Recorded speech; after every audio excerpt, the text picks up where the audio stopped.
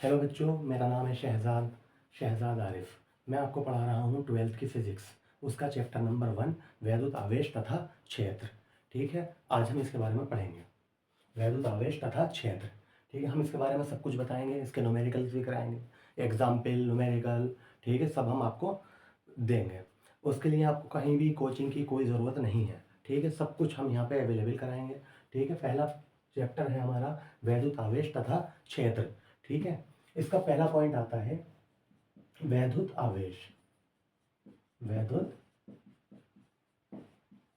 आवेश।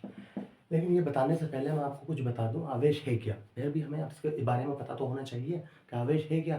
ठीक है, आज से लगभग 2000 साल पहले, ठीक है, एक वैज्ञानिक थे थेल्स, बल्कि इन्हें वैज्ञानिक ना कहकर, ठीक है, दार्शनिक कहना अच्छा होगा। दार्शनिक थे ये। इन्होंने इसके बारे में बताया था आवेश के। इन्होंने बताया था कि जैसे कि कोई अंबर नामक एक धातु है, उसे हम किसी पत्थर, जैसे पत्थर होता है ना उस टाइप की, ठीक है, जब हम उसे रगड़ते हैं, ठीक है, किसी दूसरी वस्तु पर, तो उस पर चार्ज आ जाता है, उस पर कुछ आवेश आ जाते हैं। मतलब वो दूसरी छोटी छोटी चीज़ों को उसके बाद अपनी ओर आकर्षित करने लगते हैं। लेकिन ये इसके बारे में पूरा और क्लियर ना बता पाए थे। ठीक है, इसके बाद वैज्ञानिक आए दूसरे, गिलबर्ट। इन्होंने भी इस पर एक्सपेरिमेंट किया। इन्होंने इसके लिए क्या करा था, कांच की 2 छड़ें ली थी, कांच की छड़, और दूसरी भी कांच की छड़। ठीक है, इसे रेशम से रगड़ा था और इसको रगड़ा था बिल्ली की खाल से। ठीक, उसके बाद ये देखा गया कि जब इसे इसके पास ला रहे थे ऐसे, तो ये इसकी ओर अट्रैक्शन, मतलब आकर्षित हो रही थी। ठीक है, ये वाली छड़ इसकी ओर जा रही थी। लेकिन ये भी इसके बारे में आगे कुछ ना बता पाए। बाद में पता चला कि इन पर एक किस्म से चार्ज आ जाता है, एक आवेश आ जाता है। ठीक है, ब्रांजिन फ्रैंकलिन जो थे उन्होंने बताया था, बेंजामिन फ्रैंकलिन ने, इनके बारे में कि चार्ज दो होते हैं, 2 प्रकार के होते हैं। एक होता है धनावेश, एक होता है ऋणावेश।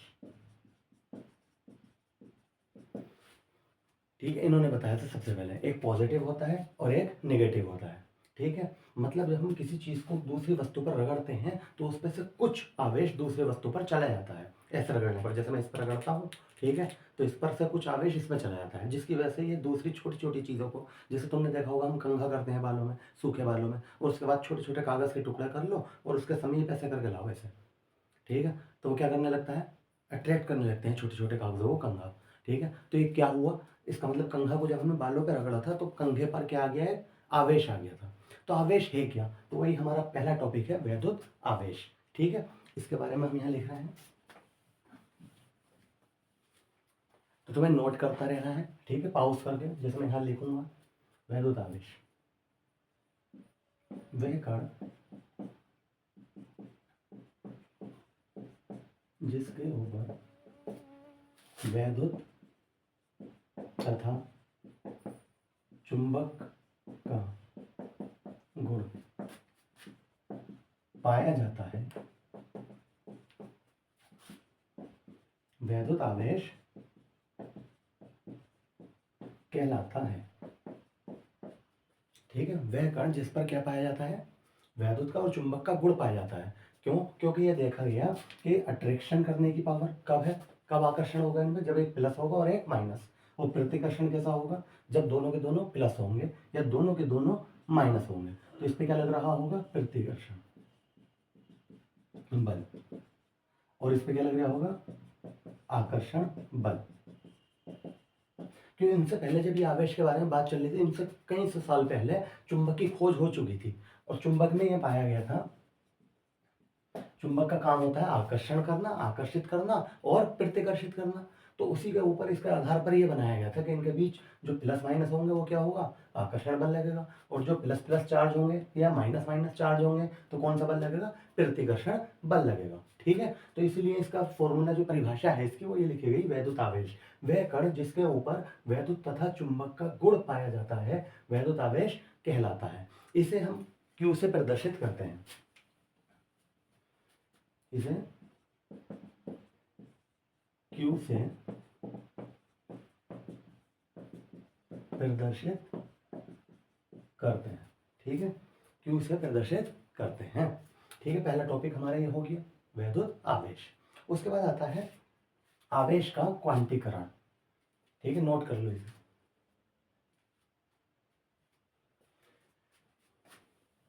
अब हम किसी वस्तु को आवेशित कैसे कर सकते हैं? जब हम एक वस्तु को दूसरे पर रगड़ते हैं तो एक वस्तु से आवेश दूसरे पर चले जाता है, तो हम उसे कहते हैं ये वाली वस्तु आवेशित हो गई। ठीक है, हम क्या कहते हैं? ये वस्तु आवेशित हो गई। जैसे मैं ऐसे करके रगड़ रहा हूँ मार्कर पे, समझ लो, तो मैं कहूँ कि ये इस वाले का आवेश इस पर चला गया, तो इसे क्या कहेंगे हम? आवेशित हो गई। ठीक है, तो आवेशित मतलब किसी भी चीज़ को हम किस टाइप से आवेशित कर सकते हैं, ज़रूर थोड़ी का रगड़ के करें। तो इसकी 3 विधियाँ होती हैं। ठीक है, दूसरा टॉपिक है हमारा आवेशन की विधियाँ। आवेशन की विधियाँ। ठीक है, इसके 2 टॉपिक है हमारे पास, आवेशन की विधियाँ। ठीक है, सबसे पहले आता है घर्षण द्वारा आवेशन। इन्हें समझ लो बस इन बातों को, घर्षण द्वारा आवेशन। ठीक है, क्या है? तो घर्षण में यही आगे जो सबसे पहले हम बताएं, जो स्टार्टिंग हुआ आवेश का, वो यहीं से तो हुआ था। देखो ये रगड़ने पर इस पर से चार्ज इस पे आ गया, समझ लो, तो क्या हो गया? घर्षण। घर्षण का मतलब तो समझते होंगे। ठीक है, घर्षण किसे कहते हैं? फ्रिक्शन। फ्रिक्शन मतलब जब दो बॉडी आपस में एक दूसरे के संपर्क में आती हैं तो उससे बनता है घर्षण, उसे बोलते हैं घर्षण। जैसे टायर और सड़क के बीच घर्षण बल बनता है। ठीक है, ये मतलब है जब दो बॉडी एक दूसरे के संपर्क में आती हैं, टच में आती हैं, तो वहां पर उत्पन्न होता है घर्षण। तो घर्षण द्वारा आवेशन। हमने क्या करा? ऐसी हम जैसे हाथ रगड़ते हैं ऐसा करके, ठीक है, तो क्या हो रहा है? घर्षण। ठीक है, तो एक से दूसरे में जाना। जैसे कि मान लो कोई 2 ऑब्जेक्ट है, एक ये और एक ये। ठीक है, अब ये आपस में क्या हो रहे हैं? रगड़ रहे हैं, रगड़े जा रहे हैं। इसलिए मैंने अलग अलग टाइप के बनाए हैं क्योंकि हमें आगे भी दिखाना है। ठीक है, अलग अलग रगड़े जा रहे हैं ऐसे। तो इस पे से चार्ज, अगर मैं कहूँ इस पर चार्ज था, इस पर चार्ज था, ठीक है, तो इस पर चला जाएगा। ठीक है, इस पर से चार्ज इस पर चला जाएगा जब तक कि दोनों के आवेश बराबर नहीं हो जाते। इसे बोलते हैं घर्षण द्वारा आवेशन। दूसरा पॉइंट आता है चालन द्वारा आवेशन। चालन द्वारा आवेशन क्या होता है? ये बस अपने दिमाग में बिठा लो तुम बातें। ठीक है, हमें पता होना चाहिए। चालन द्वारा आवेशन, इसमें यह होता है कि जब एक तो आवेश वाला चालक, ठीक है, देखो मैं बताता हूँ, ये क्या है? आवेशित चालक। इस पर प्लस प्लस प्लस प्लस ऐसा आवेश है। ठीक है, इसे प्लस प्लस।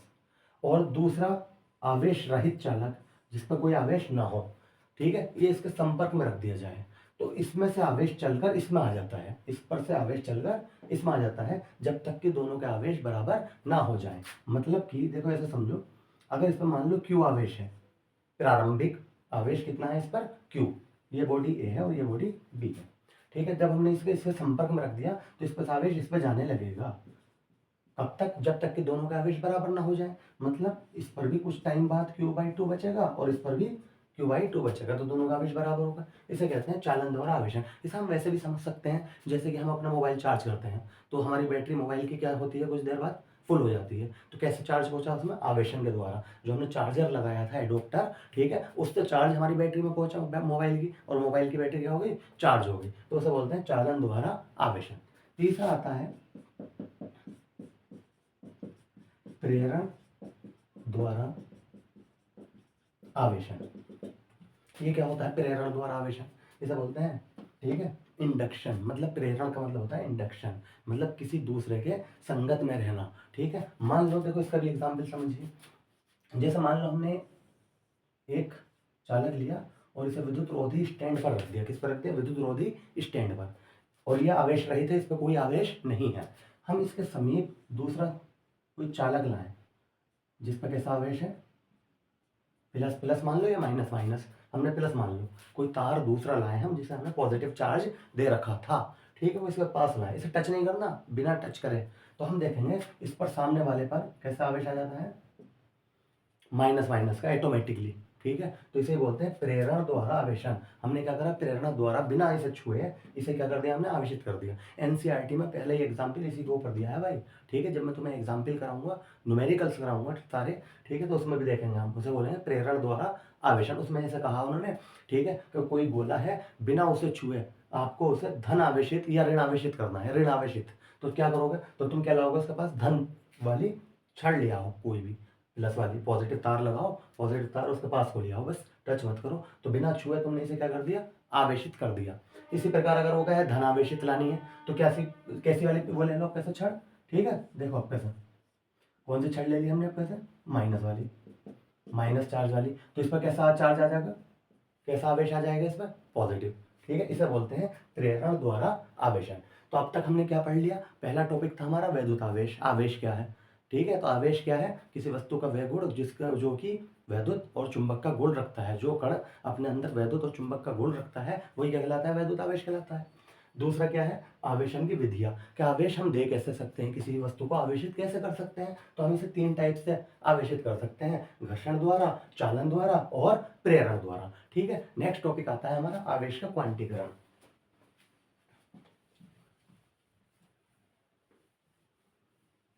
इसे पॉज करके आप उतारते रहना टॉपिक वाइज टॉपिक, ठीक है, आपको न तो कहीं कोचिंग की जरूरत पड़ेगी, ठीक है, और ना ही न्यूमेरिकल में किसी भी चीज़ में प्रॉब्लम आएगी।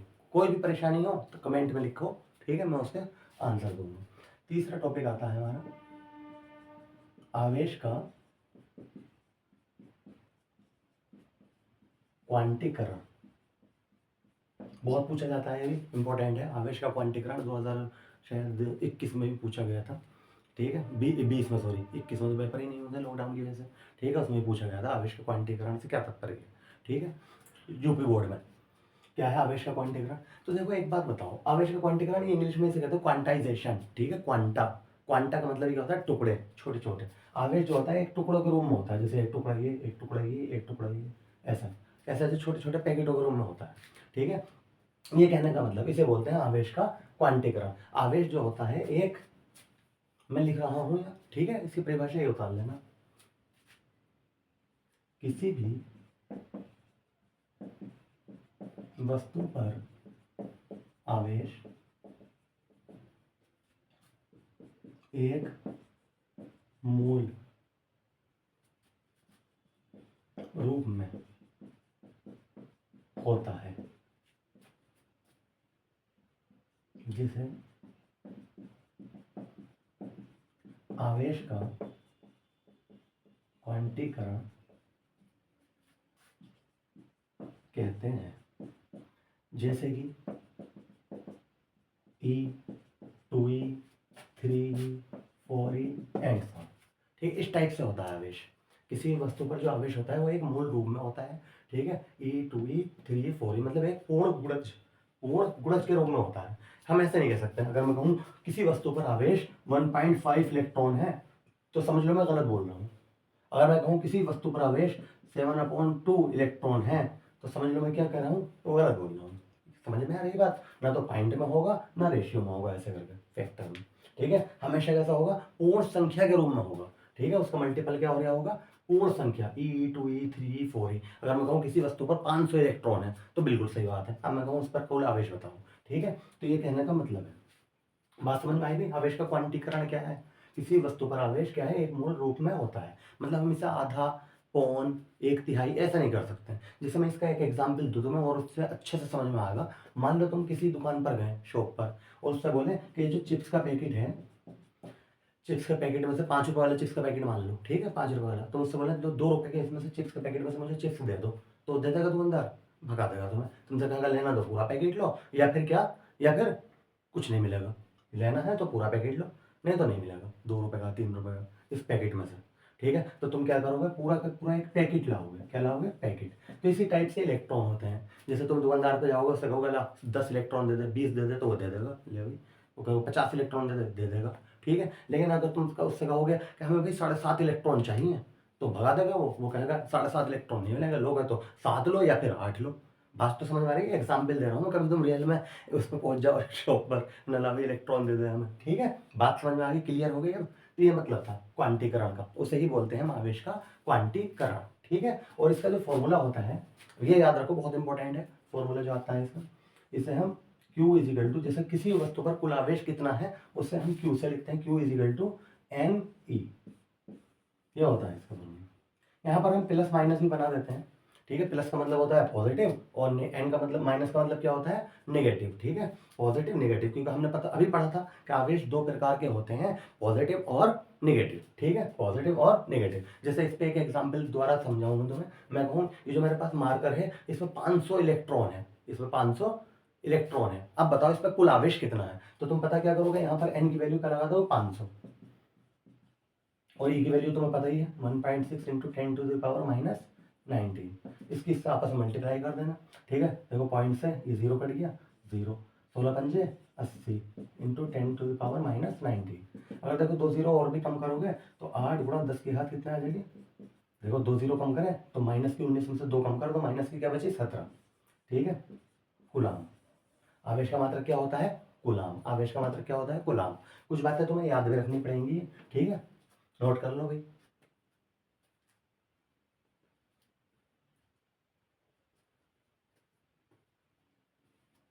कर लिया,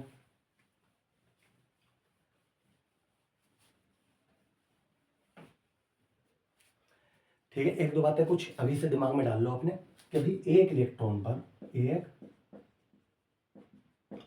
पर आवेश कितना होता है, 1.6 इंटू 10 की पावर माइनस 19 कूलाम।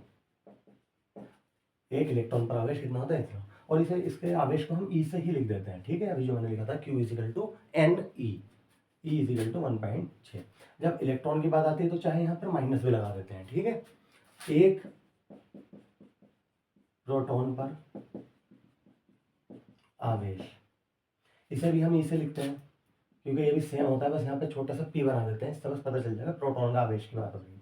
ये प्लस का होता है 1.6 गुणा 10 की घात माइनस 19 कूलाम, ठीक है।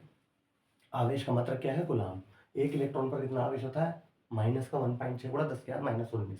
एक प्रोटॉन पर आवेश कितना होता है, प्लस 1.6 गुणा 10 की घात माइनस 19। एक और याद रख लो, आगे भी हमारे काम आएगा, ठीक है। एक एल्फा कण पर आवेश, ये अल्फा कण जो होता है ये हीलियम का नाभिक होता है, जैसे हम ये ऐसे लिखते हैं 2He4। और इस पर जो आवेश होता है ये प्रोटॉन के दुगने के बराबर होता है, प्रोटॉन के, ऐसा। तो देखो अब जब हम इसका प्रोटॉन का दुगना करेंगे तो 16 दूनी 32, 2 से मतलब गुणा करेंगे तो कितना आ जाएगा 3.2 गुणा 10 की घात माइनस 19 कूलाम। जो भी बच्चा 12th की फिजिक्स पढ़ रहा है उसे ये बातें रटी हुई होनी चाहिए कि एक इलेक्ट्रॉन पर चार्ज कितना है, एक प्रोटॉन पर कितना है, और एक एल्फा कण पर कितना होता है, ये बातें रटी हुई होनी चाहिए। इलेक्ट्रॉन पर माइनस का होता है 1.6 गुणा 10 की घात माइनस 19, प्रोटॉन पर प्लस का होता है 1.6 गुणा 10 की घात माइनस 19, और एल्फा कण पर कितना होता है 3.2 गुणा 10 की घात माइनस 19, ये भी प्लस का होता है, ठीक है। जो प्रोटॉन का दुगुना होता है प्लस का होता है, ये बात है। अब जैसे अभी हमने एक सवाल करा था Q इजिकल टू एनी, वो क्या है, किसी किसी चालक पर 500 इलेक्ट्रॉन है या 100 इलेक्ट्रॉन, मैं कहूँ इस पर 100 इलेक्ट्रॉन है, अब बताओ इस पर कितना आवेश है।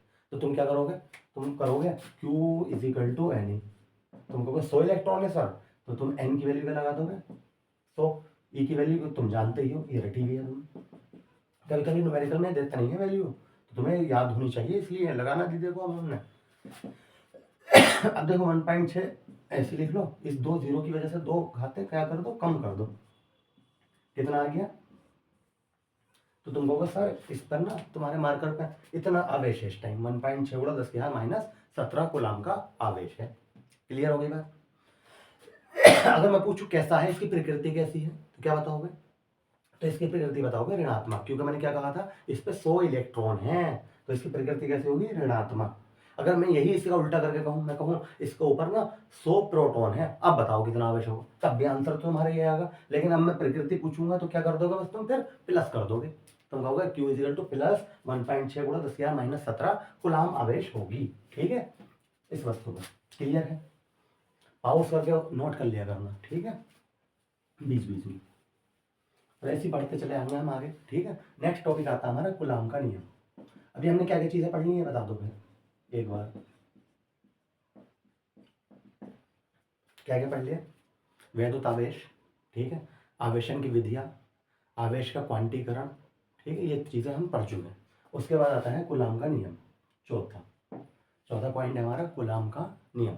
ये जो वैज्ञानिक कलाम थे उन्हीं के नाम के ऊपर आवेश का मात्रक पड़ा। इन्होंने बहुत रिसर्च किए, बहुत ज़्यादा निष्कर्ष निकालने, कुछ रिसर्च करने के बाद बहुत सारे, तब जाके कुछ निष्कर्ष निकाला कि भाई जब दो आवेश होते हैं, अब हम कह रहे हैं एक प्लस का है एक माइनस का है, ठीक है, तो इनके ऊपर कौन सा फोर्स लग रहा है, तो बोले एक अट्रैक्शन भी लग रहा होगा, अभी बता रहा था मैं तुम्हें, प्लस माइनस है तो क्या लग रहा होगा, आकर्षण बल, और प्लस प्लस या माइनस माइनस है तो क्या लग रहा होगा, ठीक है, प्रतिकर्षण बल, ठीक है। तो इन्होंने अपना एक फॉर्मूला दिया था, एक डेफिनेशन दी पहले, वो मैं लिख रहा हूँ, ठीक है, रटी हुई होनी चाहिए, मोस्ट इंपॉर्टेंट है।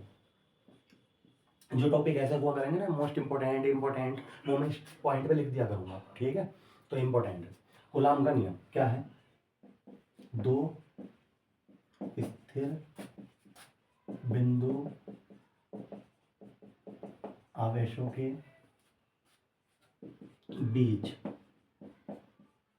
लगने वाला आकर्षण अथवा प्रतिकर्षण बल उन आवेशों के गुणनफल के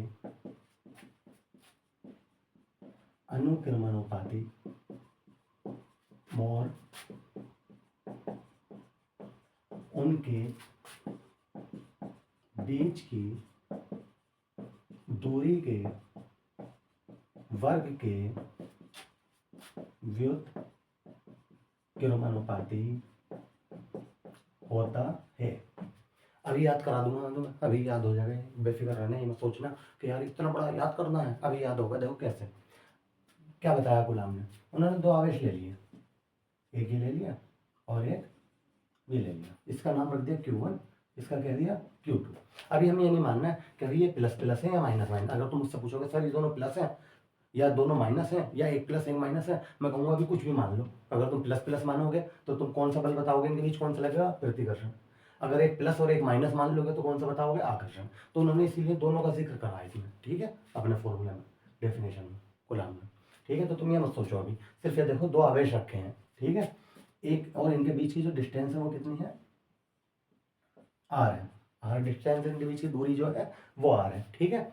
तो एक ये इसके ऊपर फोर्स लगा रही होगा और ये इसके ऊपर एक फोर्स लग रही होगी, ठीक है, एक दूसरे के ऊपर, ये इसके ऊपर लगा रहा होगा ये इसके ऊपर। अब ये कौन सी फोर्स है, और जाहिर सी बात है दोनों क्या होंगी, एक दूसरे के बराबर होंगी। तो उन्होंने बताया था दो स्थिर बिंदु आवेशों के बीच लगने वाला आकर्षण अथवा प्रतिकर्षण का बल, ये यहाँ से याद रखो, दो आवेश है, स्थिर बिंदु याद कैसे रखोगे, सुनो, दो स्थिर बिंदु आवेशों के बीच लगने वाला, तो एकदम से अपना माइंड ना उस पर ले जाना, बैटरी पे, बैटरा ना होता जिसमें हम चिमटी लगाते हैं, बैटरा बैटरी, ठीक है, वैसे तो वर्ड बैटरी है, ठीक है, बैटरा कहते हैं हमारे इंडिया में तो इसलिए कह रहे हैं, ठीक है, कि बैटरा, तो उसमें जो चिमटी लगाते हैं जिसमें, तो वो स्थिर तो है या वो चल रहा है, बताओ आवेश, तो उनकी बात करी इन्होंने।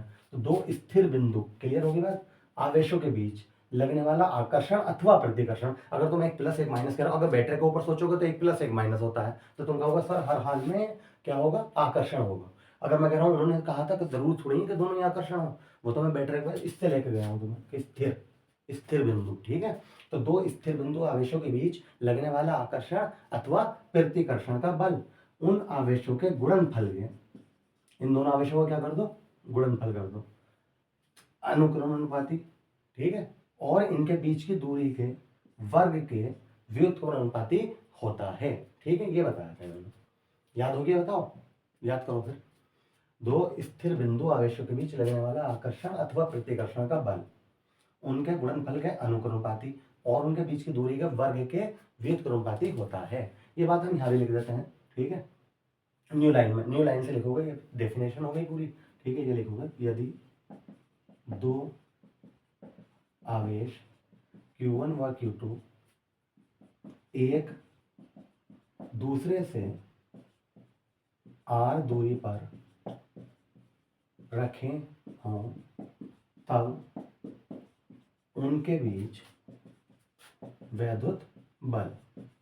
अब ये भी सुनोगे, आगे से हम जितने भी पॉइंट करेंगे आगे, तो हम बार बार ये नहीं कहेंगे इसमें का आकर्षण अथवा प्रतिकर्षण, ठीक है, आकर्षण अथवा प्रतिकर्षण। हम क्या इस्तेमाल करेंगे, किस बात का इस्तेमाल करेंगे, वैद्युत बल। ठीक है, जैसे मैं वैद्युत बल कहूँ एकदम समझ जाना, अच्छा कूलाम के नियम की बात हो रही, वैद्युत बल बोलते हैं इधर। ठीक है, वैद्युत बल, क्योंकि वैद्युत की बातें हो रही, प्लस माइनस दो आवेश हैं, ठीक है, तो उनकी बातें हो रही हैं। तो एफ अनुक्रमाती Q1 Q2 upon are square. आगे बढ़े, करें आगे। ठीक है, सुनो, जब हम ये अनुक्रमाती का साइन हटाते हैं तो ये कोष्टेंट आ जाता है के।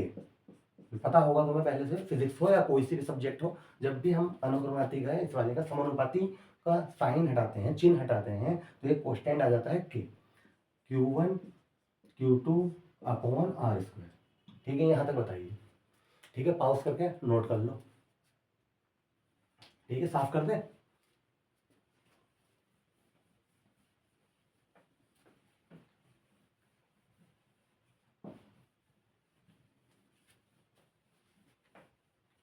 ठीक है, यहाँ तक पढ़ लिया हमने।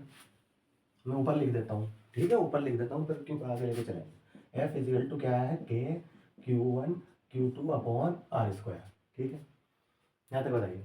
ये जो के है, के कोस्टेंट है, इसकी वैल्यू इन्होंने बताई है। ठीक है, के की वैल्यू, के इजिकल टू 1/4 रखने पर, अभी बता रहा हूँ इसके बारे में पूरा बताऊंगा। ठीक है, क्या है ये 1/4 यहाँ एफ इजिकल टू क्या होता है, 1/4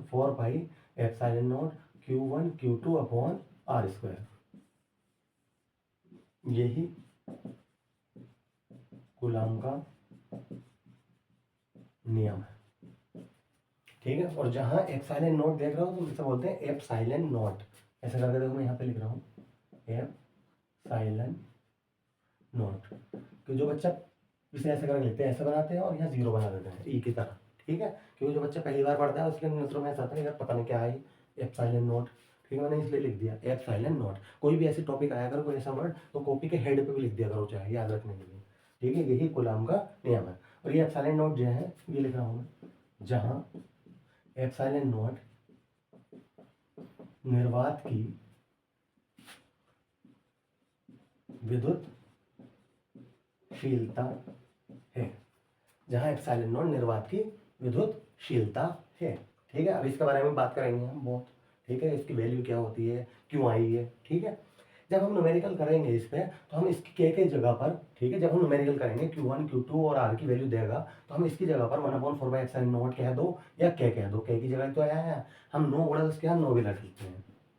और 1/4 बराबर क्या होता है, 9 गुणा 10 की घात 9। तो F इजिकल टू 9 गुणा 10 की घात 9 Q1 Q2 upon are square. ये मैं आगे न्यूमेरिकल की वजह से बता रहा हूँ। न्यूमेरिकल जब हम करेंगे तो न्यूमेरिकल में हम ऐसे वैल्यू लगा देंगे इसकी। ठीक, अब तुम कहोगे ये आई कहाँ से, क्यों आई। ठीक है, तो ऐसा हुआ जब कूलम्ब्स ने ये फॉर्मूला दे दिया अपना, ये वाला ये दिया था, तो ये जो कोस्टेंट होता है इसकी जगह पे उन्होंने मन रख के देखा होगा। मान लो Q1 की वैल्यू जो भी दी हो, मान लो 5 कूलम, इसकी वैल्यू दी हो 6 कूलम, 8 कूलम, जो भी दी हो। ठीक है, आर की वैल्यू उनके बीच की दे दी होगी, डिस्टेंस जो भी है वो, तो उनका एक्यूरेट वैल्यू नहीं आई होगी। ये तो मतलब होता है इसका कोस्टेंट का। मान लो उनकी वैल्यू आई होगी 5 न्यूटन। ठीक है, और आना चाहिए था एक्यूरेट वैल्यू जो निकल चुकी थी पहले ऑलरेडी, तो आई थी 45 गुणा 10 की घात 9 न्यूटन। तो गलत ना आ गई थी ये। ठीक है, मान लो फिर उन्होंने यार वो परेशान हो गए यार ये हो क्या रहा, फिर उन्होंने आवेश बदल बदल के देखे। ठीक है, उनके बीच की दूरी चेंज करके देखी तो उनकी वैल्यू आ गई जैसे मान लो 9 न्यूटन। और जबकि उसकी वैल्यू आनी थी, जो आवेश लगाए थे उन्होंने, उनके बीच की दूरी ली थी, उसके बीच की दूरी आनी थी, उनके बीच का जो बल था उसका वैल्यू आनी थी 81 गुणा 10 की घात 9 न्यूटन। तब उन्होंने एक चीज देखी यार, एक चीज कॉमन है। मान लो एक और एग्जाम्पल सुनो, मान लो उनकी वैल्यू आ गई, 3 न्यूटन। ठीक है, और जबकि उसकी एक्यूरेट वैल्यू आनी थी, ठीक है, 327 कह दो, है ना, 27 गुणा 10 की घात 9 न्यूटन। तो उन्होंने कहा यार एक चीज कॉमन है, अगर मैं इसे 9 गुणा 10 की घात 9 से गुणा कर दूं तो हमारा आंसर बिल्कुल सही आ रहा है, 9 पंजे 45, 10 की घात 9। अगर मैं इसे 9 गुणा 10 की घात 9 से गुणा कर दूं तो 9 9 81, 10 की घात 9, आंसर बिल्कुल सही। अगर मैं इसे 9 गुणा 10 की घात 9 से गुणा कर दूं तो 9 3 27, 10 की घात 9, आंसर बिल्कुल सही। तो उन्होंने सोचा कि अगर मैं एक्यूरेट वैल्यू आ जाएगी मेरी, अगर मैं 9 गुणा 10 की घात 9 से गुणा कर दूं तो इस के की वैल्यू क्या लिख दी इन्होंने, 9 गुणा 10 की घात 9 यूं आई है। ठीक है, इसे इसलिए कांस्टेंट बोलते हैं, ये तो ये रहेगी फिक्स है तो। ठीक है। जब भी तुम Q1 Q2 की वैल्यू लगाओगे, उनके बीच की दूरी लगाओगे, और अगर तुम देखोगे आंसर कभी भी नहीं आएगा जब तक तुम 9 गुणा 10 के 9 से गुणा ना करोगे, आंसर एक्यूरेट ना आएगा। तो अब ये कोष्टेंट चल गया, ठीक है। ये बात समझ में आ गई, 9 गुणा 10 के 9 क्यों लगाए उन्होंने, इस वजह से। अभी हम इस पर ही पहुंचेंगे, निर्वात की विद्युतशीलता के क्यों लगाएगी, ठीक है। इसका भी आंसर है। हुआ क्या, अब इसके बारे में सुना है एप्सिलॉन नॉट। अब तुम कहोगे कि सर जब के की वैल्यू डायरेक्ट 9 गुणा उसके यहाँ 9 क्यों ना लगाई, ये क्यों लगा दी 1/4 पे एप्सिलॉन नॉट। तो ये बात सुनो भाई, जब उन्होंने मान लो, देखो इसकी बैटरी के बारे में सुनो, ये बैटरी थी, उसके जो दो सेल होते हैं, सेल ऐसी तो होते हैं निकले हुए जिसमें हम चिमटी लगाते हैं, वो ये है, ठीक है। इसमें और इसमें हम चिमटी लगा देते हैं प्लस माइनस, ठीक है। इन्होंने इसके बीच जब बल निकाला तो इनकी वैल्यू बिल्कुल एक्यूरेट आई इस फॉर्मूले से, ठीक है। ये खुश, लेकिन वही फोर्स इनके बीच निकाला जब, ये कायम किसमें डूबे होते हैं, तेजाब में, एसिड कुछ भी कह दो, ठीक है। तेजाब केमिकल कह दो, पानी कह दो, ठीक है, इसमें डूबे हुए होते हैं। जब इन्होंने इसके बीच वैल्यू निकाली इनके, तो इनकी वैल्यू अलग आ गई, इनकी वैल्यू वही आई जो यहाँ पे आई थी। तो यहाँ पे क्या थी इस टाइम, यहाँ पे क्या है, वायु, और यहाँ पे वायु है, यहाँ पे तो वायु नहीं है, यहाँ पे तो मीडियम है, कोई माध्यम है, क्या है कोई माध्यम। तो जबकि ये देखा गया था एक्यूरेट वैल्यू जो आई थी, जो एक्सपेरिमेंटली आई थी निकल के, कि यहाँ की वैल्यू ज्यादा आती है वायु में, और यहाँ पर जो आती है वो कम आती है, और उनकी वही आ रही थी। अब भी देखो Q1 की वैल्यू Q2 की वैल्यू लगाई अपॉन R स्क्वायर करा और ये इससे मल्टीप्लाई करी, तो जो यहाँ पे आई थी वो इनकी यहाँ पे आ रही थी, जबकि वो कुछ कम आती है, कुछ कम आती है, ठीक है। तो इसीलिए एप्सिलॉन नॉट को बोलते हैं निर्वात की विद्युतशीलता, निर्वात या वायु, वायु अथवा निर्वात की विद्युतशीलता, ठीक है। यहाँ एप्सिलॉन निर्वात की, निर्वात अथवा वायु भी कह सकते हैं यहाँ पे, अथवा वायु की, ठीक है, विद्युतशीलता है। अगर निर्वात तो जानते होंगे, निर्वात किसे कहते हैं, ठीक है, जहाँ पे वायु भी ना हो, जैसे स्पेस, जब हम अंतरिक्ष में जाते हैं, ठीक है, तो वहाँ पे निर्वात होता है, ठीक है। हमारी अर्थ जो है, हमारी पृथ्वी जो है, इसके चारों तरफ क्या है, कुछ 100 किलोमीटर, 150, लगभग 150 किलोमीटर दूर तक क्या है, वायुमंडल है। इसके बाद क्या आ जाता है, निर्वात आ जाता है, ठीक है। निर्वात इसे कहते हैं, या तो वायु हो या फिर निर्वात हो, तो ये है वैल्यू। लेकिन जैसी वायु या निर्वात नहीं होती, जैसे मैं यहाँ पे कह रहा हूँ ये केमिकल है, ये केमिकल है, ठीक है, तो यहाँ पर इसकी वैल्यू बदल जाती है, ठीक है। उसे बोलते हैं हम परावैद्युतांक। तो फिर कूलाम का नियम जैसे दिख रहा है ना तुम्हें, यहीं पे एक छोटा सा एक के बना दिया जाता है, ये आ जाता है कोस्टेंट। के क्या है, परावैद्युतांक। इसके बारे में बात करेंगे, अगला टॉपिक यही है हमारा, ठीक है। नोट कर लो, इसे साफ कर दें।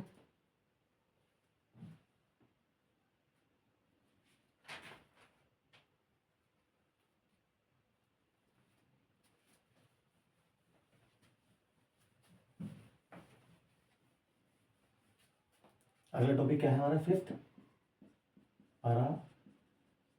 परावैद्युतांक।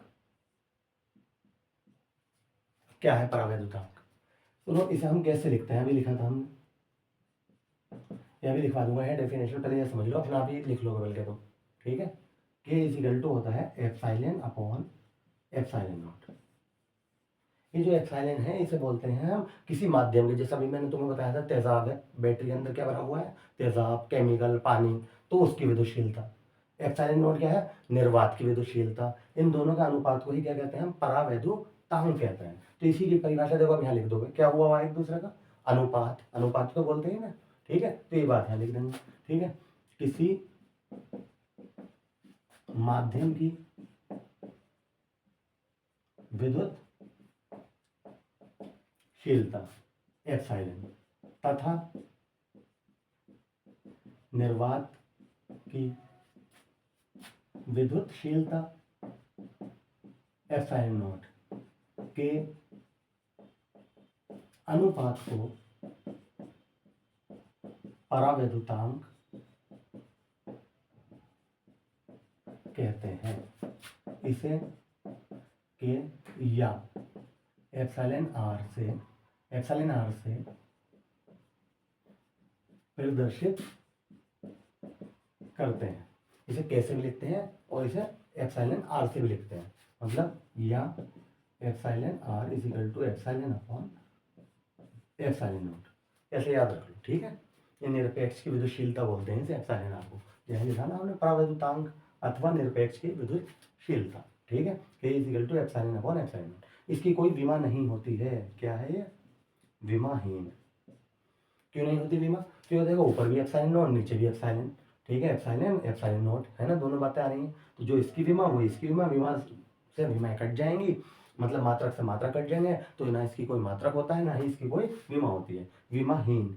ठीक है, और मात्रकहीन भी कह सकते हो, ना इसकी कोई विमा होती है ना इसका कोई मात्रक। कभी कभी पूछ लेता है क्वेश्चन, ठीक है, परावैद्युतांक का मात्रक होता है, तो तुम्हें क्या करना है, ठीक है, इसका कोई मात्रक नहीं होता।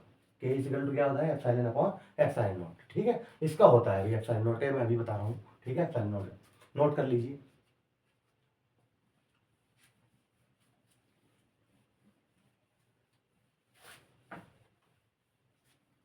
कमेंट में बताना भी कैसा लगा। ठीक है, सब कुछ समझ में आया, कोई भी बात कोई भी टॉपिक समझ में ना आया हो तो बताना। ठीक है, अब मैं एप्सिलॉन नॉट की बात कर लेता हूँ। एप्सिलॉन नॉट का मान तथा मात्रक। ठीक है, एप्सिलॉन नॉट निर्वात की विद्युतशीलता। एप्सिलॉन नॉट क्या है, निर्वात की विद्युतशीलता, इसका मान क्या है और इसका मात्रक क्या है। ठीक है, तो इसकी जो वैल्यू होती है एप्सिलॉन नॉट की होती है 8.85 गुणा 10⁻12। और मात्रक देखो कैसे निकालना है, देखो सुनो, जरूर सबका मात्रक रटा हुआ नहीं होता है कि एकदम याद कर रखो, 500 200 250 वैल्यू पढ़ेंगे हम फॉर्मूले फिजिक्स में, सबका याद रखोगे। ठीक, कुछ चीज़ें ऐसी होती है जो एकदम निकाल लेते हैं। देखो मैं इससे निकालता हूँ, 1/f=1/4 Q1 Q2 upon are square, ये तो है। तो जिस चीज़ का हमें मात्रा की विमा चाहिए होती है वो एक तरफ, जिस चीज़ की वैल्यू चाहिए बताओ, ये तो करते हैं हम बचपन से, और जिस चीज़ की वैल्यू चाहिए वो एक तरफ और बाकी चीज़ें दूसरी तरफ। तो एप्सिलॉन नॉट को इधर ले जाओ, 1/4 Q1 Q2 अपॉन एफ इधर चला गया, एफ आर स्क्वायर। ठीक है, मात्रक बताओ, देखो 1/4 तो कॉन्स्टेंट हो गया, क्लियर। तो इसका भी गुलाम और इसका भी गुलाम, तो क्या आ गया, गुलाम स्क्वायर। ठीक है, प्रति एफ का क्या होता है, न्यूटन, और आर का क्या है, मीटर। दूरी तो है आर क्या है, दूरी है, और दूरी का क्या होता है, मीटर, लेकिन मीटर का स्क्वायर है यहाँ पर, तो स्क्वायर है आर का, तो मीटर का स्क्वायर। तो इसका मान होगी,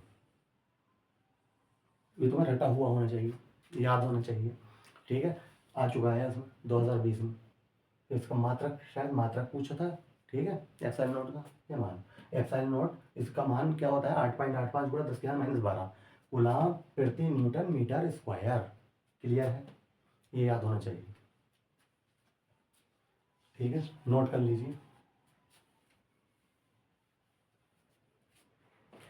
अगला टॉपिक पे आते हैं हम, वैद्युत क्षेत्र।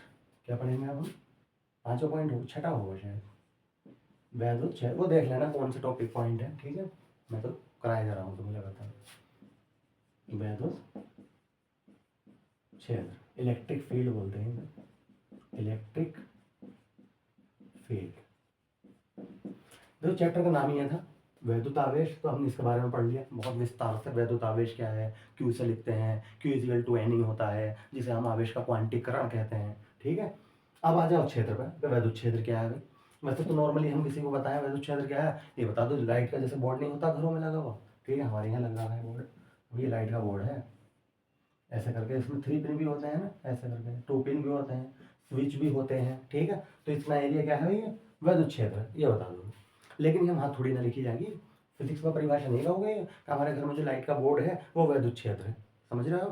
तो कैसे लिखेंगे हम इसे, तो इसमें एक वर्ड आता है टेस्टर, बात समझो, अपने आप याद हो जाएगी बल्कि पूरी परिभाषा।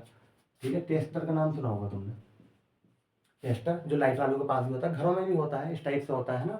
हम लाइट को चेक करते हैं, लाइट के बोर्ड को, अगर मैं देखूँ यार इसमें लाइट आ रही है नहीं ऐसा, तो इसमें एक बल्ब लगा हुआ होता है ना छोटा सा, तो वो जल जाएगा अगर सही है तो। हम कहेंगे हाँ बोर्ड तो सही है हमारा, लाइट आ रही है। ठीक है, तो उसे क्या कहते हैं हम, टेस्टर। टेस्टर पे जो आवेश होता है, ये बात सुन लो आप से, टेस्टर पे जो चार्ज होता है, आवेश होता है, वो कैसा होता है, धनात्मक होता है, पॉजिटिव होता है। ठीक है, धनात्मक, इसलिए इसे बोलते हैं, पूरा जो बोला जाता है पॉजिटिव टेस्ट चार्ज, ये होता है। और इसे हम क्यू नोट से लिखते हैं इसके आवेश को। ठीक है, किसके, टेस्टर के आवेश को किससे लिखा जाता है, क्यू नोट से लिख दिया गया है। ठीक है, ऐसा होता है पॉजिटिव टेस्ट चार्ज। और वैसे बहुत छोटा होता है, ये भी सुन लो, स्मॉल पॉजिटिव टेस्ट चार्ज, मतलब स्मॉल मतलब इतना छोटा होता है, मान लो तुम्हारे घर का बिजली का बिल 1 महीने का 1000 रुपये का आया, अब तुमने ये बहुत बार रख दिया ऐसा कर, ठीक है, महीने में 10-15 बार भी, तो तुम्हारा बिल बिजली का तब भी 1000 के आएगा। ये वैद्युत क्षेत्र पे कोई प्रभाव नहीं डालता, क्योंकि वैद्युत क्षेत्र के यूनिट बढ़ा देगा तुम्हारे, ठीक है, कभी तुमने इतनी देर तक रखे रहे ऐसे कर चेक कर रहे थे तुम, ठीक है, और तुम्हारी यूनिट बढ़ गया इसलिए बिजली का बिल बढ़ के आ गया। इतना छोटा होता है इसलिए हम क्या कहते हैं इसे, स्मॉल पॉजिटिव। स्मॉल मतलब छोटा, धनात्मक, टेस्ट मतलब परीक्षण आवेश, हिंदी में क्या कहते हैं इसे, परीक्षण आवेश, टेस्टर को परीक्षण आवेश में लिख रहा हूँ हिंदी में भी, ठीक है, कभी कभी लिख देता हूँ मैं इंग्लिश में, ठीक है। परीक्षण आवेश, देखो परीक्षण ही तो कर रहे हैं भाई, लाइट आ रही है या नहीं आ रही, लाइट आ रही है या नहीं आ रही, ये तो परीक्षण कर रहे हैं। तो ये परीक्षण आवेश, और इसे किससे लिखते हैं परीक्षण आवेश को हम, क्यू नॉट से, ठीक है।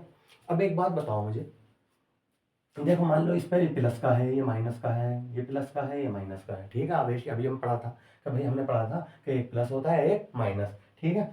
मान लो ये प्लस है ये माइनस है, अब मैंने टेस्टर ला के रख दिया यहाँ पर, तो अब वो जलेगा। अब तुम कहोगे बिल्कुल ना जलेगा सर, क्यों नहीं जलेगा, क्योंकि ये भी पॉजिटिव और ये भी पॉजिटिव। तो अब मैं यहाँ पे ला के रखूँगा, ठीक है, ये यहाँ पे ला के रखूँगा, तो अब क्या होगा, अब जल जाएगा। तुम कहोगे सर ये माइनस है, अब तो जलेगा, कि माइनस माइनस और प्लस जल गया, ठीक है। तो अब मैं बोलूँगा तुमसे यार दो आवेश हो गए यहाँ, तो एक तो हो गया माइनस और एक हो गया प्लस, चाहे हमने यहाँ भी रखा था ना आवेश, तब भी दो हो गए, प्लस प्लस, भले से वो ना जला हो, आवेश तो दो हो गए, ठीक है। तो अब मैं तुमसे बोलूँगा क्या होगा इसका, तो तुम्हें पता क्या करना चाहिए कि सर जब दो आवेश होते हैं तो उनके बीच एक बल लगता है। अब वो अलग बात है, अगर मैं यहाँ पूछूँ तो तुम कहोगे यहाँ पे आकर्षण लगता है, क्योंकि माइनस में रख रहा हूँ मैं, समझ तो रहे हो। देखो ये प्लस और ये क्या है माइनस, प्लस माइनस, ये वैसे ही होता है अर्थिंग का, ठीक है। इसके बारे में बताएंगे, हम बातें करेंगे बाद में, ठीक है। अर्थ किसे कहते हैं, अर्थिंग कैसे कराते हैं, ठीक है। तो हमने जैसे यहाँ रखा नहीं जला, यहाँ रखा जल गया बल्ब, तो मैं तो ये बोलूँगा कि आवेश तो दो हो गए, एक इसका पॉजिटिव और इसका निगेटिव। या यहाँ पर रखा था तब भी आवेश दो होगा, ये भी पॉजिटिव और ये भी पॉजिटिव। तो जब भी दो आवेश होते हैं, पॉजिटिव पॉजिटिव हो चाहे पॉजिटिव नेगेटिव हो, तो उनके बीच क्या लगता है, एक बल लगता है, और उस बल का नाम हमने क्या रखा था, याद आया कुछ, वैद्युत बल। क्या कहा था हमने, कैसे याद रखना है, कूलाम के नियम में आया था वैद्युत बल। तो इसका मतलब ये हुआ कि किसका अनुभव होगा हमें, वैद्युत बल का, ठीक है। तो उसी क्या बोलेंगे हम, वैद्युत क्षेत्र। एक बात बताओ, अगर ये टेस्टर मैं कहीं दीवार पर लाकर रखूँ, यही बोर्ड पे मान लो ये बोर्ड है, इस पर लाकर रख दूँ, तो वैद्युत बल का अनुभव होगा, टेस्टर जो बल्ब होगा वो जलेगा या ना भी जलेगा, वैद्युत बल का अनुभव होगा, बिल्कुल ना होगा। क्यों ना होगा, क्योंकि तुम कहोगे सर यहाँ पे लाइट से क्या मतलब, लाइट कहाँ आ रही है यहाँ पे बोर्ड में, ठीक है। वो तो लाइट का बोर्ड जो है वहां ला कर रखोगे तभी तो अनुभव होगा, ठीक है। तो इसका मतलब वैद्युत बल का अनुभव जहां होगा वही क्या है, इतना एरिया हमारा है, वैद्युत क्षेत्र है, ठीक है। तो इसकी परिभाषा हम ऐसे लिखते हैं, सुनो,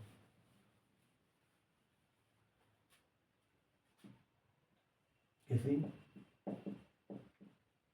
वैद्युत क्षेत्र में परीक्षण आवेश को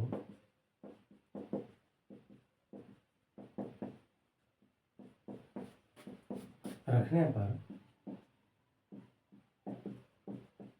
वैद्युत बल का अनुभव होता है। तो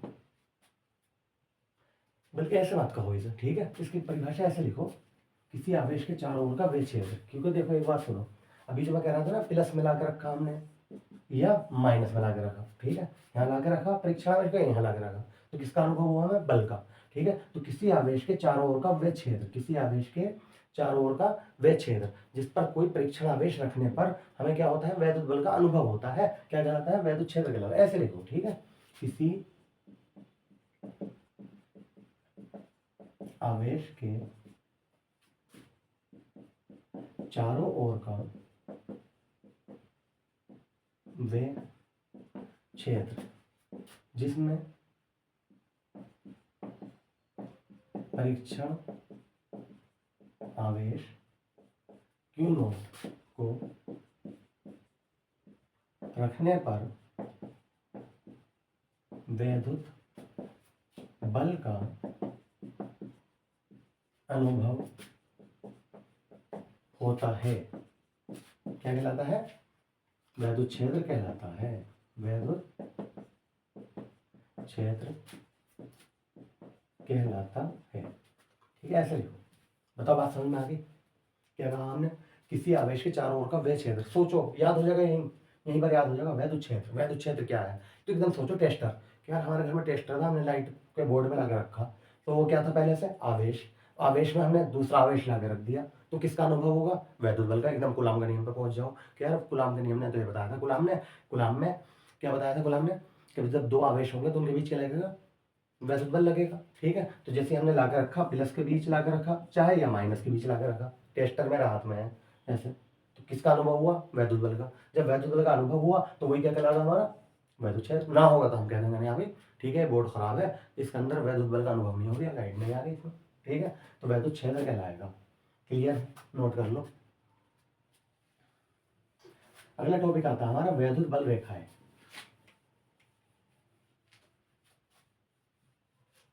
सातवां है वैद्युत बल रेखा है। हम इस वाले चैप्टर को 3 भागों में कराएंगे। ठीक है, ये हमारा पहला भाग होगा आज, फिर एक कल वीडियो डालेंगे, एक परसों डालेंगे। ठीक है, 3 भागों में, हमारे 3 पार्ट में पूरा चैप्टर हम क्लियर कर देंगे। उसके बाद एक अलग से वीडियो बनाएंगे जिसमें हम क्या कराएंगे, ठीक है, न्यूमेरिकल एग्जाम्पल भी कराएंगे, न्यूमेरिकल भी कराएंगे। ठीक है, बेफिक्र रहो, सब कुछ होने वाला है। ठीक है, बिना कोचिंग जाए तुम्हारी सारी तैयारी यहीं पे होगी घर बैठे। ठीक है, वैद्युत बल रेखा क्या है सुनिए आप। ये लिखने से पहले पहले बात समझ लीजिए, फिर मैं इसकी डेफिनेशन लिख दूंगा। ठीक, याद रखना है वो सारी बातें। देखो, अगर हम प्लस का आवेश ले लें, कैसा आवेश है, प्लस का आवेश 2 तरह के होते हैं, एक प्लस और एक माइनस। छोटा बना देता हूँ मैं, ठीक है, ये प्लस का आवेश है। और एक अगर हम माइनस का आवेश ले लें, ठीक है, तो इसकी जो बल रेखाएं होती हैं जो मानी गई हैं, कहाँ की ओर होती हैं, बाहर की ओर, ऐसा याद रखना है। ठीक है, अगर माइनस का लोगे तो इसकी बल रेखा कहाँ की ओर होती है, अंदर की ओर।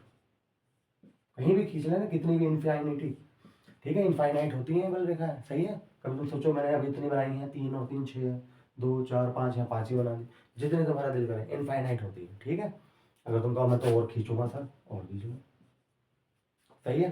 तुम कहो हम तो यहाँ भी खींचेंगे, खींच लो।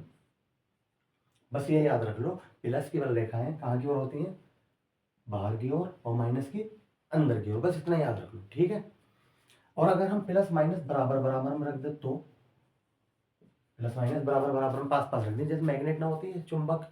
ठीक है, दोनों को हमने बराबर बराबर में रख दें तो क्या होगा, तो इसकी बल रेखा किधर की ओर होती है, प्लस से माइनस की ओर, प्लस से माइनस की ओर। ठीक है, ये देख रहे हो तुम। अब मैं पूछूं तुमसे, ये और ये जो बनाई हमने, ये क्या बता रही हैं, क्या है ये, तो तुम कहोगे सर दिशा बता रही हैं। तो ठीक है, तो इसकी दिशा अंदर की ओर है, इसकी बाहर की ओर है, और इसकी क्या है, अगर हम बराबर बराबर में रखें प्लस माइनस, तो तुम कहोगे प्लस से माइनस की ओर है। क्लियर, तो ये बात हम यहाँ लिख देंगे अभी। और दूसरी बात, ये जो बल रेखाएं हम खींचते हैं, ये कैसी होती हैं, काल्पनिक रेखाएं होती हैं, रियल में थोड़ी होती है। अब तुम 2 आवेश ले लो, ठीक है, भाई 2 आवेश है मेरे पास, ये एक प्लस है और एक माइनस, तो बल रेखा दिख रही है तुम्हें इधर से इधर जाते हुए, प्लस से माइनस की ओर, नहीं देख रहे, तो एक कल्पना की गई है। ठीक है, काल्पनिक रेखा है, तो वही बातें हम यहाँ पे लिख देंगे। ठीक है, ऐसा करो, वैद्युत बल रेखा है,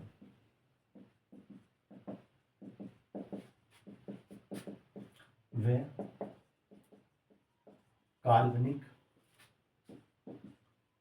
रेखाएं होती हैं जो कि वैद्युत क्षेत्र की दिशा को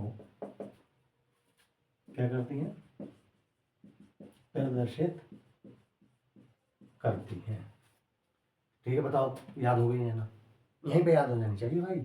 क्या, तो प्लस की बाहर की ओर, माइनस की अंदर की ओर, प्लस माइनस बराबर बराबर रखते हैं, तो क्या है, प्लस से माइनस की ओर। तो क्या बता रही हैं, हमें दिशाएं बता रही हैं। कैसी रेखाएं हैं, काल्पनिक रेखाएं हैं। तो हमने क्या कह दिया, वैद्युत बल रेखाएं वे काल्पनिक रेखाएं होती हैं जो कि वैद्युत क्षेत्र की दिशा को क्या करती हैं, प्रदर्शित करती हैं। यहाँ तक बताइए, क्लियर, क्लियर। ठीक है, साफ कर दें, नोट कर लो।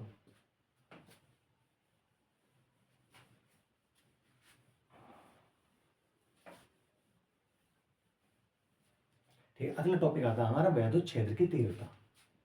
8वां होगा, देख लेना, 6वां 7वां या 8वां होगा, वैद्युत क्षेत्र की तीव्रता। बस इतनी मेरी गारंटी है। ठीक है, अगर तुमने एक बार ये पूरा वीडियो देख लिया और इसी पे अमल कर लिया, ठीक है, टॉपिक वाइज लिखते रहे, ठीक है, और ये याद कर लिया, तो कहीं जाने की जरूरत नहीं है तुम्हें। ठीक है, पूरी तैयारी यहीं कराऊंगा मैं। वैद्युत क्षेत्र की तीव्रता क्या होती है, देखो सुनो, अभी हमने वैद्युत क्षेत्र पढ़ा था, वैद्युत क्षेत्र आ गया या वैद्युत क्षेत्र की तीव्रता एक ही बात होती है भैया। ठीक है, बस वो हमने डेफिनेशन दी थी वैद्युत क्षेत्र की, हमने ये बताया था वहाँ पे वैद्युत बल का अनुभव होता है, ये तो बताया था हमने। ठीक है, और किसकी वजह से हुआ था वैद्युत बल का अनुभव, तुम कहोगे परीक्षण आवेश की वजह से हुआ था। तो वो ले लो परीक्षण आवेश। इन दोनों का अनुपात को ही क्या कहते हैं हम, वैद्युत क्षेत्र की तीव्रता कहते हैं और इसे ई से प्रदर्शित करते हैं। बताओ याद हो गया? ये डेफिनेशन हम यहाँ पे लिखने वाले हैं।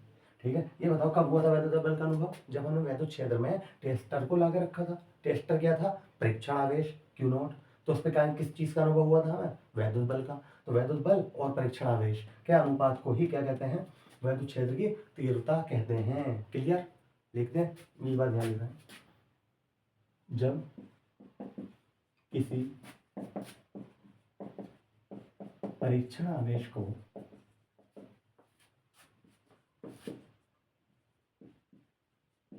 वैद्युत क्षेत्र में रखा जाता है तब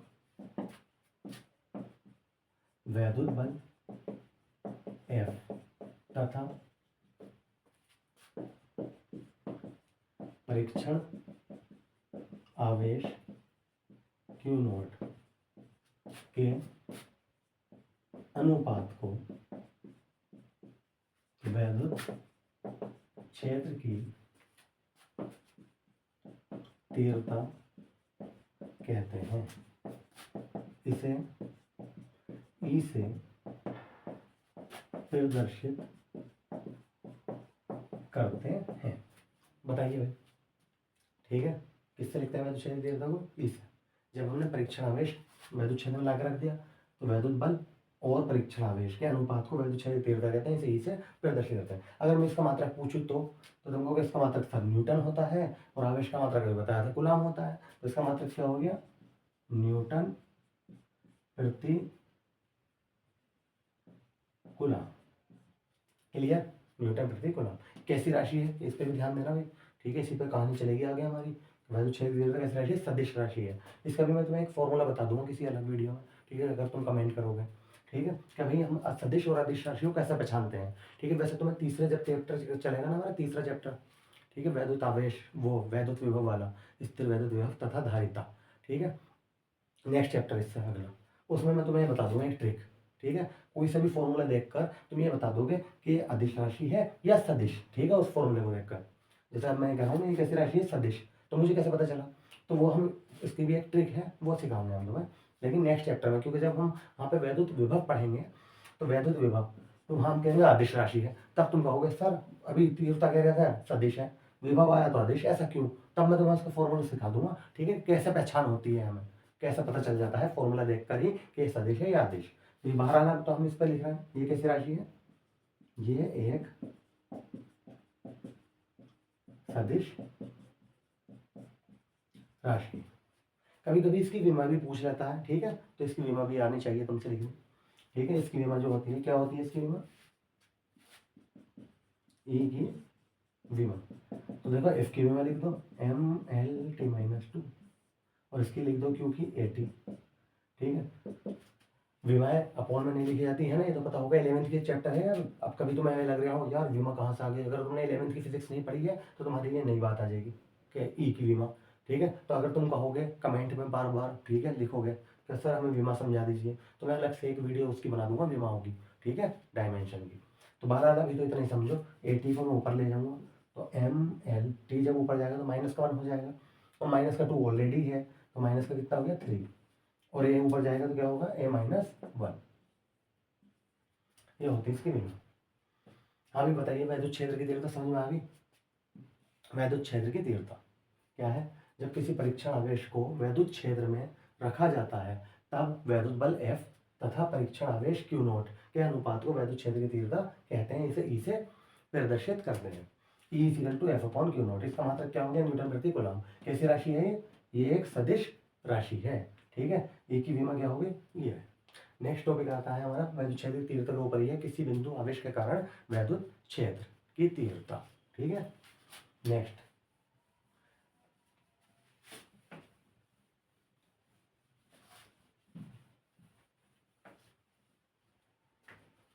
क्या है? किसी बिंदु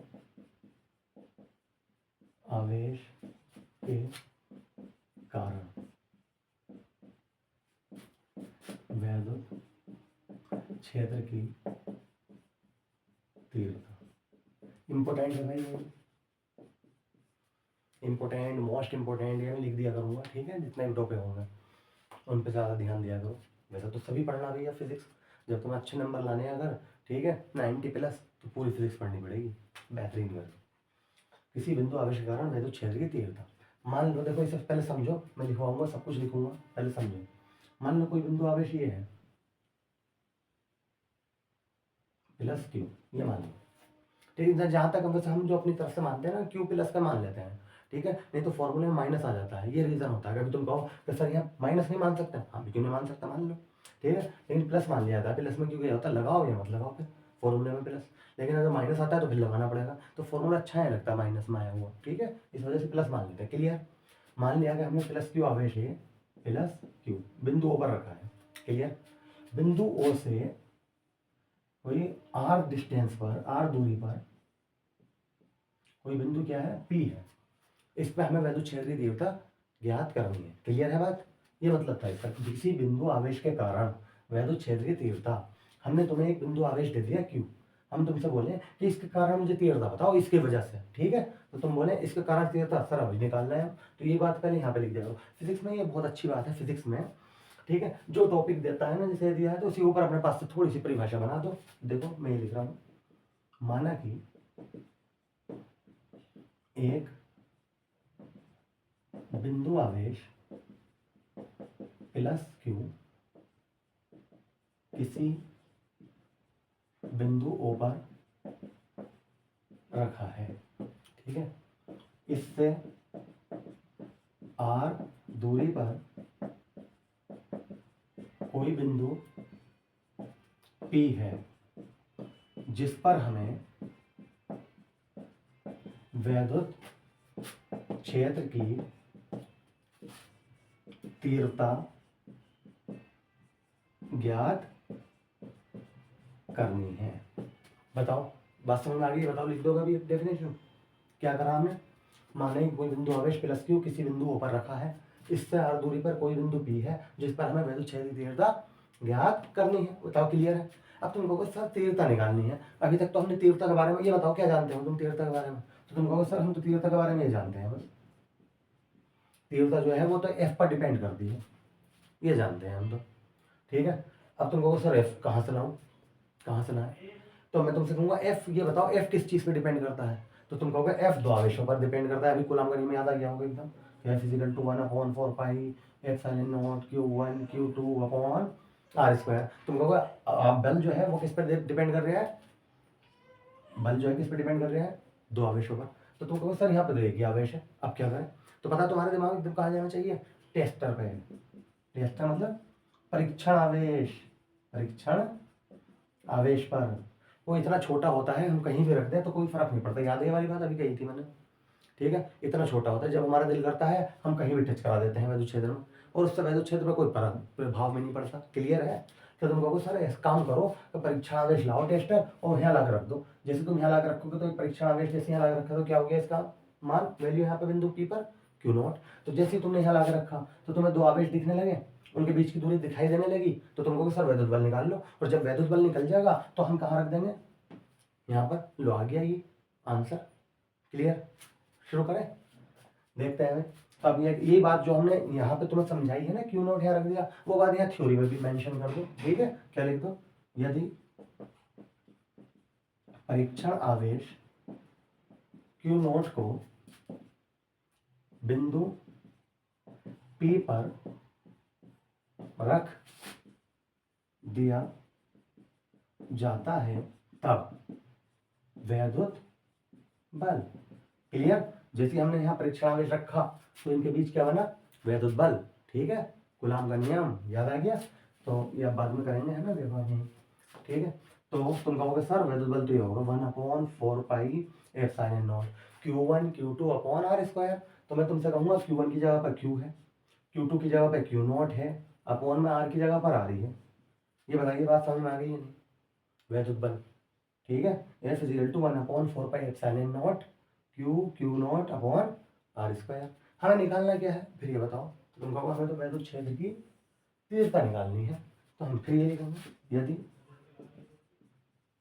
वैद्युत क्षेत्र की तीव्रता ई हो तब, मतलब ठीक है, वैद्युत क्षेत्र की तीव्रता ई हो तब, तो तुम कहोगे, देखो इधर करा देता हूँ, ई इज इक्वल टू, क्या पढ़ा था भाई हमने, एफ अपॉन क्यू नॉट, ठीक है। तो एफ की वैल्यू क्या आएगी भाई, ये यहाँ रख दो, E is equal to 1/4 pi q naught upon are square. किसकी वैल्यू लगा दी हमने, एफ की, अपॉन बटे का निशान लगाओ, अपॉन में क्या है, क्यू नॉट से क्यू नॉट कैंसिल, तो ई इज इक्वल टू क्या आ गया हमारा, 1/4 पाई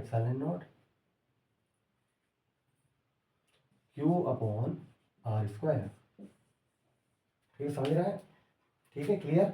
मैं इधर लिख देता हूँ, है ना, बोर्ड, थोड़ा बोर्ड में ना दिक्कत सी है, यहाँ लिख रहा हूँ, क्या आया हमारा, E is equal to 1/4 pi q upon are square. मात्रक क्या बताया था हमने इसका, न्यूटन प्रति कूलम, ऐसे भी लिख दिया करो न्यूटन प्रति कूलम को, ठीक है, N/C, ठीक है, न्यूटन प्रति कूलम। अब बताइए समझ में आया या नहीं, क्या कहा हमने, किसी बिंदु आवेश के कारण वैद्युत क्षेत्र की तीव्रता, तो हमने एक बिंदु आवेश ले लिया प्लस क्यू, बिंदु O पर राग ला कर रख दिया, बिंदु O से R दूरी पर क्या ले लिया, एक बिंदु P ले लिया, जिसमें हमें तीव्रता निकालनी थी।